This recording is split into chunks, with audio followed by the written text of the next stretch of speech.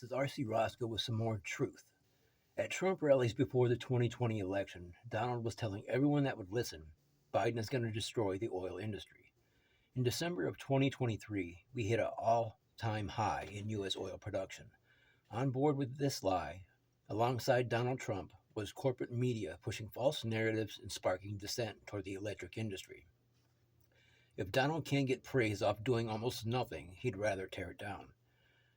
During Trump rallies, you would hear him chant, "Pump, baby, pump," as if for some reason Joe Biden and the Democrats didn't want to pump oil. It is true that Joe Biden is still leading the world in climate change initiatives. What is also true is that the United States produces more crude oil than any country ever in the history of the world. Oil, gas, and renewable energy production are at an all time high. The U.S. is more energy independent than ever under President Biden. Simon Rosenberg reposted the rate of job growth has been 40 times higher under Biden as president than it was under the last three Republican presidents. When Donald Trump was in office, the amount of job losses was in the worst since the U.S. started keeping track in 1939.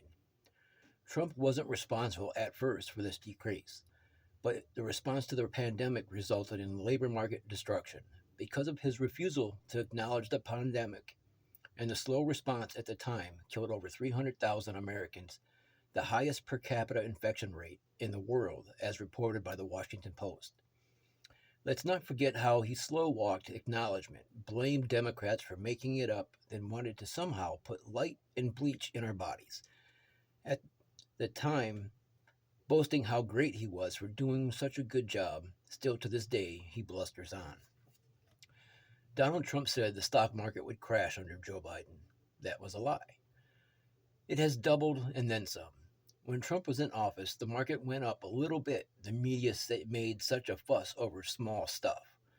May have been doing that because during COVID, a small win is still a win. Because of Joe Biden and the passing of the CHIPS Act, it has rejuvenated the semiconductor industry in the U.S. This has created many, many new jobs and attracted a staggering amount of investment. Because of the CHIPS Act, the U.S. is now on pace to add more investment in electric manufacturing construction this year alone as it did in total from 1996 until the passing of the CHIPS Act on August 9th of 2022. It's unprecedented. The investment this year alone outpaced the last 30 plus years. Joe Biden is also responsible for the manufacturing boom construction spending in the U.S. Manufacturing is at an all-time high, above $200 million. Compared to when Donald Trump was in office, the current crime rate in New York is significantly lower.